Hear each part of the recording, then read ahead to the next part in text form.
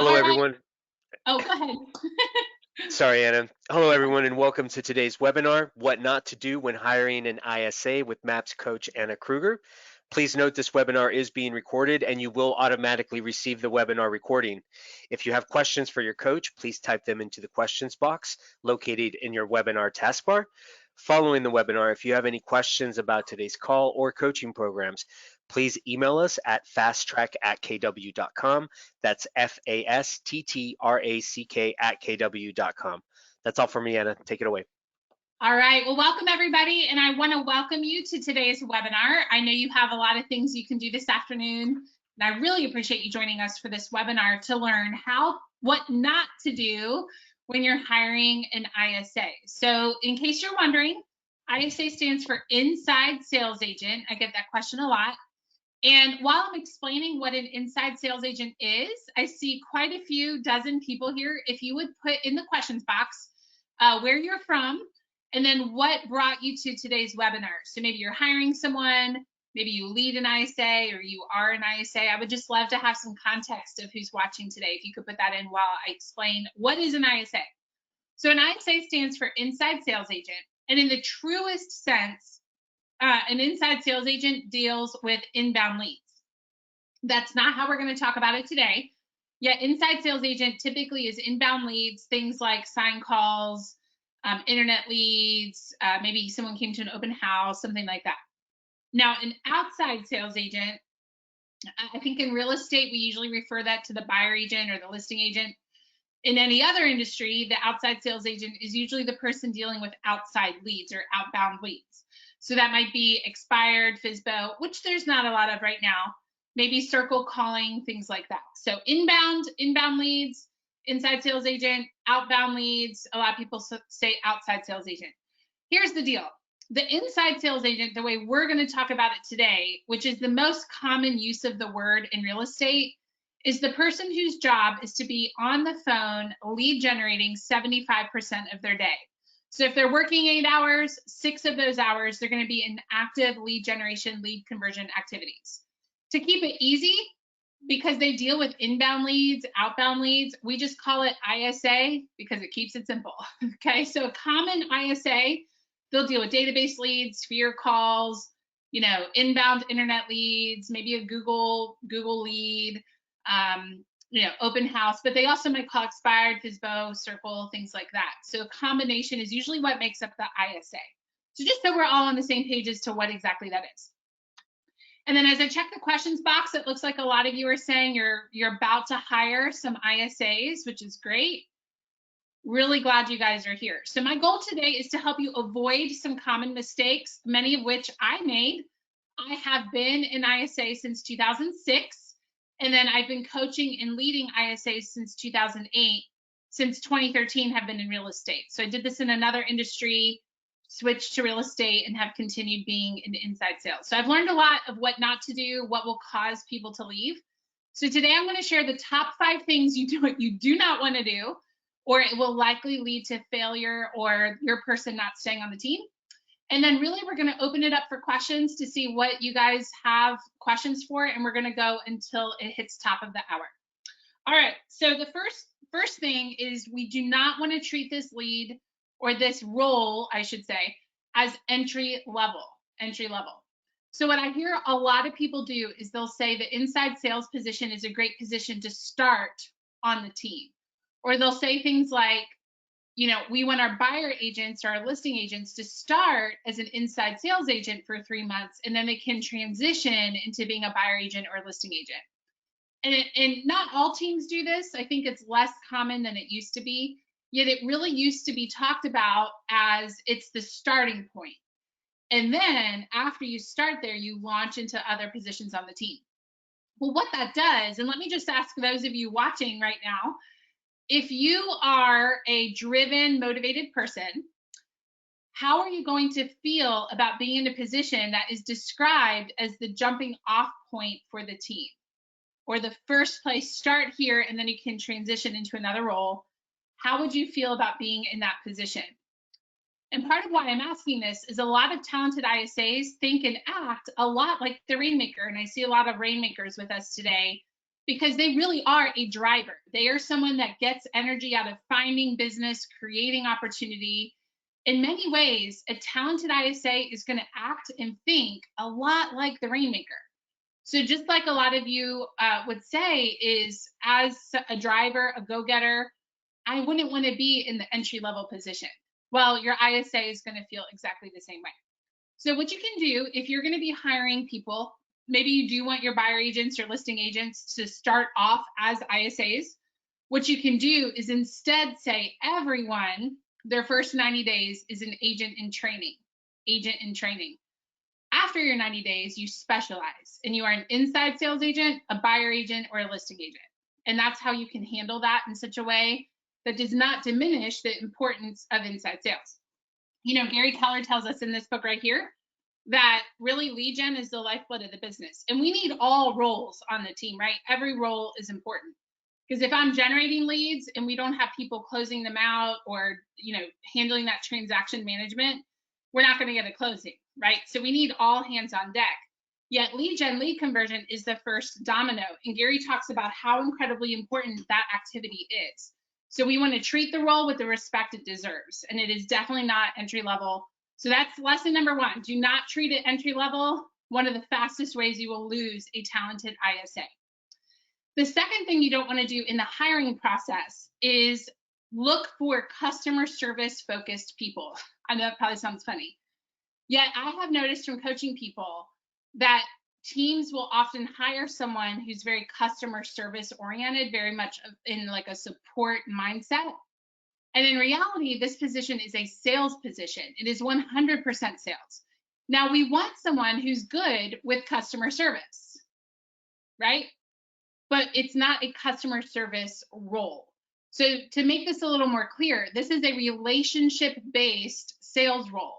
This isn't a quick turnaround. A lot of people we talk to, it could be 3, 6 months, 12 months of nurturing them.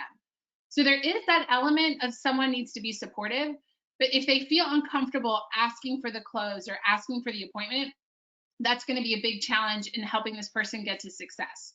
So to say that one more time, number one, do not treat it as entry level. And then number two, do not hire people that have no sales drive. It is not a customer service role. It is 100% a sales role, and they need to be good with customer service. If you have any questions about what that is or what that means, you can put that into the questions box. Rick just typed in and said sometimes it takes 2 years to nurture somebody and have them sign. And Rick has been in like all the classes for ISAs, and he's done this for a long time, so he knows what's up. Okay, the third thing we don't want to do. So first, don't treat them as entry level. Second, do not find someone that has no sales drive. They must have a sales mindset. The third thing is you do not want to isolate them. So when I was a new ISA, my team leader, Haro, would sit in the same office with me or stand. We stood up as we made calls.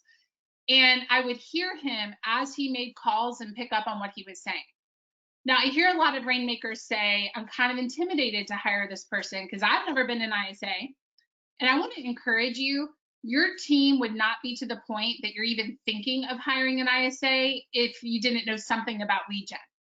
So maybe you've never been in the position where it's what you do 6 hours a day. Maybe you've never called some of the lead sources that they'll be calling.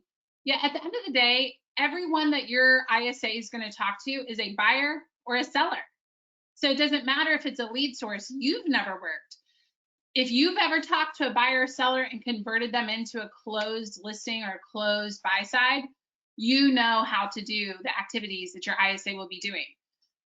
So what I would say, the third thing you don't want to do is isolate them. Make sure that they are around people. Now, if you're working virtually right now, then maybe that means they're very involved on those Zoom calls, or maybe you do lead gen together through Zoom. I know of ISAs right now that are hopping on Zoom together, and they're saying, hey, are you doing lead gen? Me too. Let's hop on Zoom and do it together at the same time. And we can kind of see each other and have some camaraderie through the computer screen. And I think that's great. I used to do that as well. So you do not want to isolate your ISA. Make sure that you're training them by letting them hear you. A lot of the best things that I've ever learned to say that are real estate oriented came from just hearing Haro. It wasn't formal training. He just had me around himself and then others on the team that had talent. So One, don't treat it as entry level. Two, make sure you hire someone that has sales focus, not customer service. And then three, make sure you're not isolating them. Okay, number four, you want to make sure that you do not, and this is more once they're hired, make sure that you do not skip giving them feedback on appointments. So the profile, I know a lot of you said that you're hiring ISAs shortly. The profile of a talented ISA is go-getter. This is someone who's a driver. They love to make things happen. They love a challenge, and they're very results-oriented. Well, as a results-oriented person, one challenge, and I can just speak for myself as an ISA for all these years, one of the biggest challenges as being an ISA is you hand over the lead to someone else, and then you have no idea what happens. That's a really fast way to have a talented ISA leave your team. In fact, I have a Facebook group that I started in 2014, years ago, and it's for inside sales agents. And there's about 5,200 people in there right now. I don't know a lot of them, in fact, most of them. Yet what I can tell you is I get a lot of private messages from people that say, you know, I'm thinking of leaving my team, and the reason is I never get feedback on my appointments. I work hard, I nurtured this person for 6 months, set it up for my agent, and then it's like pulling teeth to find out, did they show up? Did they sign the agreement? Or maybe the agent canceled my appointment that I set and they didn't even ask me, they just canceled it. So one of the fastest ways that you will lose a talented ISA, I mean, I wouldn't stay, just being transparent, is if we're not getting feedback on the appointments we've set. I think something that a lot of people miss, unless you've been doing a lot of lead gen, is how long it can take to get some of these people in the door. We're talking sometimes we've been interacting with this person 6 months, 12 months, maybe longer, and we finally got them set on the calendar. And one of the fastest ways to just feel just completely deflated is to find out that someone canceled that appointment without discussing it with you. What happens a lot of times is you look at the paper, or however you do it, but you look at the intake sheet and you see the numbers, and maybe the numbers don't look great. So let me give you an example of why you don't want to cancel without talking to your ISA, and then I'll get to the questions in the questions box here in just a moment. So I remember a lead years ago, and it stuck out to me because Haro did the right thing and I appreciated it. Years ago, I was talking to someone here in Greenville, South Carolina, and he lived on Paris Mountain, which is the beautiful view part of Greenville. And he said, my wife and I are fighting constantly. We are at least 15 minutes from anything. She hates dealing with the mountain. She hates dealing with the steepness of our yard. We're just constantly fighting about this house. I don't want to move. I love it here, but our marriage is on the rocks, and it's because of this house. Well, on paper, and I don't remember the numbers, but he had plenty of equity, but he was unreasonable with what he thought his house could sell for. He thought it would sell for a lot more than we knew it actually would based on comps. Well, Haro was tempted to cancel it, and thankfully he came to me and said, hey, this doesn't look good on paper. It says he wants this much, comps show it's worth less than that. He's got some equity, you know, tell me more about what's going on here, because I'm tempted to not meet with them. And I remember explaining to him, wait, the wife and husband are fighting constantly. So there is high motivation. There's a huge pain point around this house. I really think you should meet with him. I know it doesn't look awesome, just meet with him. Well, he met with them and they signed the listing agreement. So what I'm going at with this is just understand and respect the amount of work and effort it takes to get someone into the calendar. That could represent months and months and months and multiple phone calls. So before you cancel an appointment, talk to your ISA, and then absolutely make sure you give them feedback. So they showed up, they signed. By the way, we do have a program for ISAs called Mastering Inside Sales. And in that program, I give them a tracker to track their appointments. So there is a system that can help fix this for you, but that's like the quick overview of make sure you do give feedback. And then just know we do give trackers to those that are in that program, Mastering Inside Sales. Okay, the last thing that you don't want to do in the hiring process, and there's a lot we could talk about, yet these were the 5 things that rose to the top.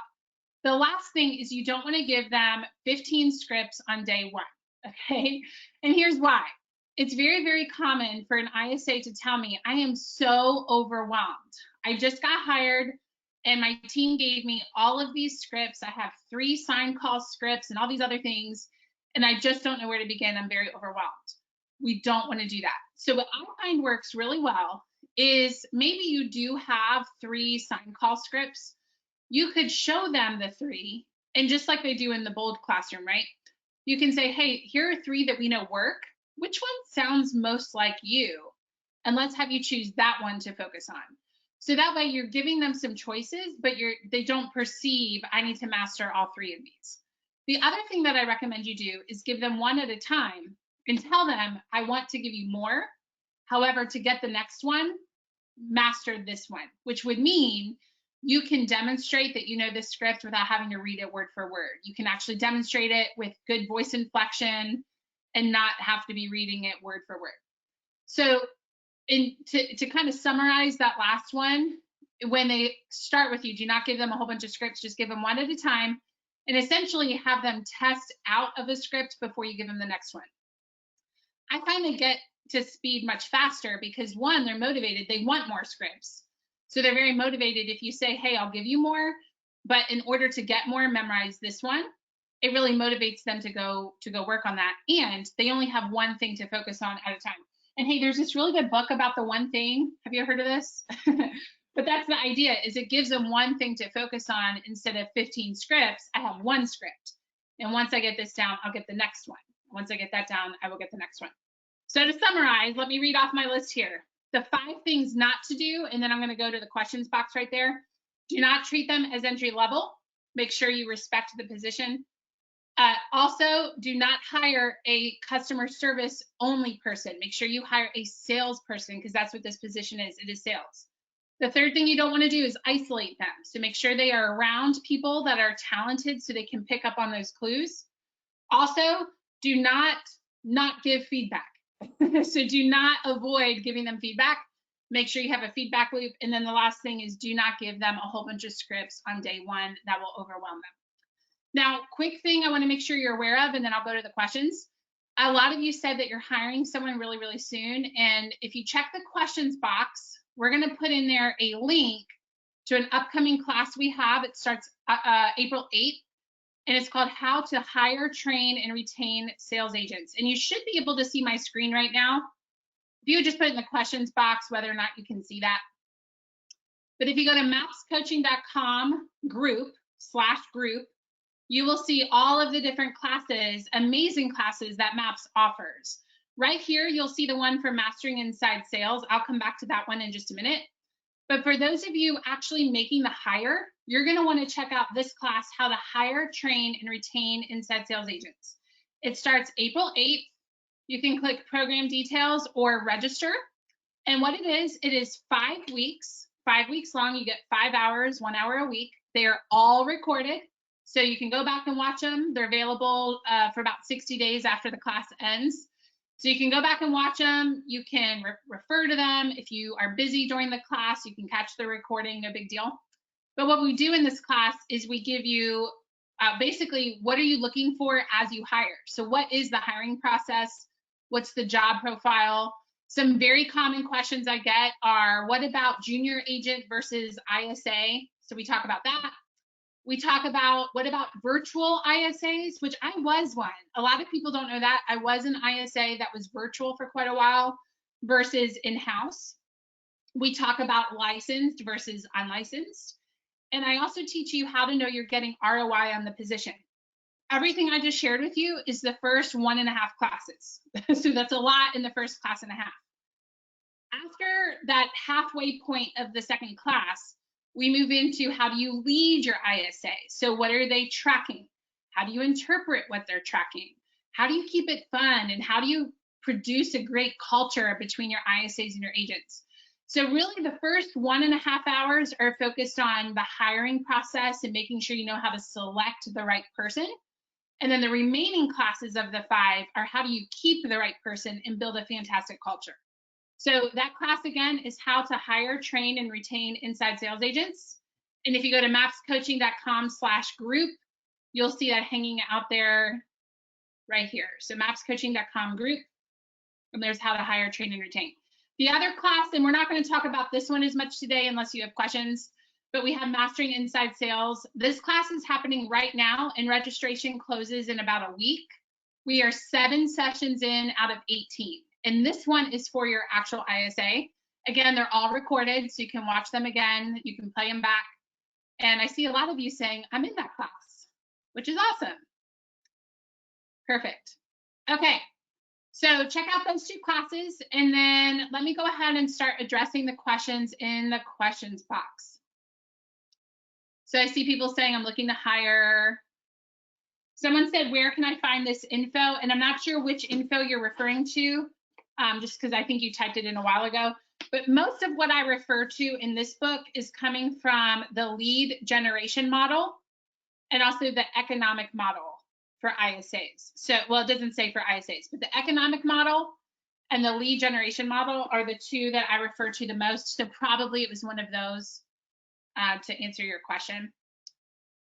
All right, let's go back to questions. Let's see. How about the magic script, the buyer's info sheet? Yes. So yeah, Rick is in the class. On day 1 of Mastering Inside Sales, which is for the actual ISA, and honestly, we have a ton of agents in there as well.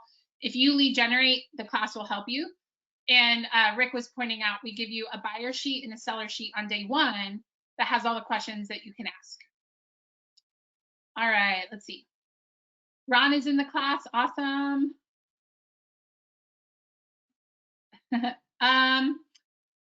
Let's see, Ron, I'm trying to read through your questions here. What would Anna say is the expectation of a virtual ISA for appointments set and percentage to close? So here's what I'll tell you. To me, I've never said a virtual ISA does this and a local ISA does this. That's never something I've even thought of before. What I can tell you is that virtual ISAs are typically best for circle calling. That's just what we've seen. And then the local ISAs are the ones who typically set the appointments. And I think this is really something we could go in deeper. I want to see if other people have questions. I'll hit those and we can maybe come back to this one. But virtual ISAs tend to be really the best at doing the circle calls and generating nurtures and handing warm nurtures over to the team, basically growing the database. And then we find that the local ISAs are the ones who tend to convert those. So I can give you typical conversion ratios, and I wouldn't vary that from virtual or local. It's just, here's what an ISA should be doing. So from contact to set, meaning I talked to someone on the phone, even if it was brief, that's a contact, to appointment set is usually 5%, which is 1 out of 20. I think that answers your question. Usually 1 out of 20. Okay, what other questions do we have? What should an ISA be doing during the day? Great question. So 75% of their working hours should be active lead gen, lead conversion. And I say that because some ISAs work different hours. But what it looks like for most people is if I work 8 hours, 6 of them are on the phone. And what that gives time for is I'm going to have some admin to do. I need to do some tracking. I need to pull some lists. We probably have a team meeting somewhere and a meeting with my leader. So it really gives me 2 hours a day of working time. And that doesn't include lunch. Usually lunch is outside of all this, but 8 actual working hours. 2 of those can be used for other things. 6 of those will be used to be actually on the phone, lead generating. If that's not happening, we have to ask why. Because this person is going to be the person that brings in business. It really is a rainmaking role. So if someone's not lead generating 6 hours a day, my first question is what's happening that's distracting from that and how can we remove it? Because going back to the one thing, and if you've never read this book, I highly recommend it. But this book is talking about how focused, like what's the one thing you can do that would make everything else easier or unnecessary? Well, for an ISA, that thing is lead generation. Someone told me once, lead gen fixes everything. And I was like, no, it doesn't. And then I thought about it and I'm like, well, if we need admin, lead gen would provide the money we need to hire admin. And I started to just kind of go through all the problems we experience on a team. And I realized, you know what, if we had money from closings, that would solve that. And so really lead gen is the key to fixing pretty much everything. Okay, Kelly, great to see you, by the way, Kelly. Kelly said it's been difficult to get a talent pool of candidate options, thoughts for suggestions. Yeah, so if people hire online, The most common website that works is Indeed, Indeed. So usually if I'm talking to someone and they say I was hired from online or I found my ISA online, the overwhelming majority of the time they say Indeed is the website. But I will tell you, Kelly, most people are finding them from their sphere, their past clients or vendors. So talking to the attorneys that work with your team or talking with title companies, lenders, because they have an interest in helping you be successful. Because if you're successful, their business is more successful. And businesses usually know a lot of people. So what I recommend is that you tell people the profile of who you're looking for. You know, who do you know that's going to have a great year no matter what? Because that's just who they are. They're a go-getter. They're sales oriented. They have that personality that likes to make it happen. They don't get discouraged easily if they get told no. And they have a certain culture, and you would describe your team culture. Who do you know that would fit into that, right? And when I say team culture, I mean, do you want them to be fun? Do you want them to be more serious? Like, what is the team culture? What would make them fit? For me, I would say they would be teachable. They would need to be humble. I truly believe if someone has a teachable spirit and a drive to succeed, they can do just about anything. So I would say, Kelly, reach out to friends, family, vendors, and just describe who you're looking for and see who they know. Rick, thank you so much. He said, Anna's classes are the absolute best investment I've ever made. I definitely recommend both classes for anyone who wants to grow their business. And I really appreciate that, Rick. That's really kind of you to say. And Rick seriously is in every class and almost, if not all, webinars. So really nice to see you. Okay, let's see what other questions we have. Someone asked a question of how do we get out of a relationship with an ISA? And that's a local thing. I would check with your local HR regulations and find out what's the process. That's not something I can speak to. Check with your local HR regulations and talk to someone within your state on what that looks like in your area. Okay. Let's see, hold on. There's a long question. Okay, so ISA is low, I'm going to summarize it. So the ISA is low energy. It's a lot of outbound. How are you ensuring energy levels are high? It's a really wonderful question, and we'll finish with this one. I think there's a couple more I might have missed, and we're almost to time, so I'll finish with this one. And then just a quick reminder before I answer it, just remember, this is why we have a class. I've had questions like these for years and finally realized we just need a class because there's no way to answer all of this in a 30-minute webinar or through email and all the calls, right? So that's why we created this 5-week class right here, how to hire, train, and retain inside sales agents. So mapscoaching.com group, and then find this right here. It starts in about 4 weeks. It sounds far away because it's April, but in reality, it's only about 4 weeks away, which is crazy. Okay, so the question of how do we keep energy high? I'll just speak from my own experience, and any of you like Kelly, I see a bunch of you that are ISAs, you could put in the box your opinion of how do you keep energy high. But what I found, Austin, is my leader gave me a variety of lead sources. And I will tell you, at one point, he put me on only outbound and my energy tanked. When I got back a variety of lead sources, my energy went back up. So just speaking very transparently, I find that people that have a variety of lead sources, meaning maybe some inbound, maybe they call some past clients, maybe some sphere, maybe some open houses, different places that you can find leads. Those are usually the ISAs that stay the longest. I know ISAs that have done this over 5 years. They never want to leave. They love their job. And in fact, I know some of you, Kelly, Rick, you've been doing this a long time. You can probably attest to this, but the job gets more fun the longer you're in the role because you have a bigger pipeline. And so I just find that the ISAs that stay do not only work outbound. And here's the thing, is success breeds success. So I remember when I was new, and we'll finish with this. When I was new, I had already done inside sales for 8 years when I got into real estate. So I knew inside sales, I knew how to convert a lead. And still in that first 90 days, I didn't have a pipeline. And so it was slow for me my first 90 days, and I was discouraged. I was used to success, and it did not feel like success the first 90 days. So one, the ISA just has to power through and push through, right? That's one thing. You just got to have grit. The other thing though is my leader would give me some of his sphere leads, and he would say, hey, this person just left me a voicemail. They want to list their house, call them, pre-qualify them, put them in the calendar. He basically was giving me gold, right? But what that did is it built my confidence, because I thought, okay, if he's trusting me with his sphere, he must really believe that I can do this job and do it well. Also, this must, well, first I'd have a success. So the success of setting that appointment, granted, it was pretty much handed to me, but that built my confidence to call those outbound calls. So Austin, I would love your feedback on what I'm saying, and if that makes sense. Yet I really just have to tell you that if they're only outbound, it is common that they'll lose some energy. If they have a combo of lead sources, that usually helps. And then Rick said for energy, play high energy music. ISA bingo, which, oh yeah, I forgot about that. That's something that I give you in the how to hire, train, and retain class, as well as mastering inside sales. It's a bingo board, and it's just fun. The squares are things like I set an appointment. Another square would be, I heard kids screaming in the background. So it's just, there's a lot of things that happen in the day-to-day life of an ISA that we put on the bingo board to keep it fun and keep it light for them.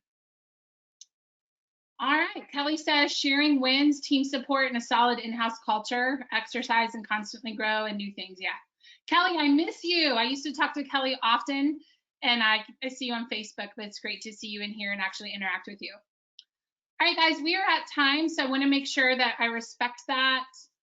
Oh, one more thing. I see what you're saying, but we are outbound. Oh, foreclosures and circle prospecting. We're searching for distressed property. So you know what I think I would do then in that case, Austin, is just talk to your team and ask them, here's a coaching question. Think of a time in your past that you were discouraged. Surely everyone has something, right? High school, college, just life in general. And ask them, what did you do to pull yourself back into a positive spot? And I know from being a coach, you usually hear things like, I just kept going until I had success. Sometimes you hear people say, I would call a friend, or I would go for a walk, I would exercise. I mean, it could be anything. And what I would do, Austin, is customize it. So ask your team, what gives you energy? Think of a time in the past that you had low energy and then it got back up. What gave that to you? And frequently you can mirror that in the business. So if it was, I would take a break, or I would go have fun, or I'd go for a run, find out, okay, are you exercising? What are you doing that gives you energy in normal life? Are you doing that here? One other thing, and this is very new, this has only been in my awareness the last 2 weeks, is I had an ISA tell me they noticed people picked up the phone the best between 8 and 12 and 3 and 7. So 4 hours, 8 and 12, 8 to 12 in the morning, 4 hours, 3 to 7 in the afternoon. And she said her team let her take a 3-hour break in the middle of the day. I don't know if I would gravitate towards that. I do like being done around 5, yet she loves it. And she said she's had way more pickups because she has this big break in the middle of the day. So I actually suggested that to another ISA I coached last week. And today, just today, we had our 1-week follow-up. He said, I did it. I have been working 8 to 12, taking a break, going for a run, and then working 3 to 7. I'm having more conversations. My appointments are picking up, and I have a lot more energy. So that might be something, Austin, to consider, is to take a break. And actually, Rick just typed in, I take a break from 1 to 4. Yeah, so breaking up the day may help. All right. Lastly, just to share with you one more time, mapscoaching.com/group. On the right, you see Mastering Inside Sales, that far right top box. And then the next row, you see how to hire, train, and retain inside sales agents. I have a lot of teams that take both. How to hire, train, retain will help you lead well. The Mastering Inside Sales will help you lead generate and lead convert well. And again, we have a lot of agents in that class right now that are reporting they love it, and they're not an ISA, which I think you are. If you're an agent lead generating, you are kind of like an ISA. So definitely check it out. And if you have any questions, let us know. And Carlos, I appreciate you helping me host this webinar today. Bye, everybody. Hope to see you in class on April the 8th. See you soon.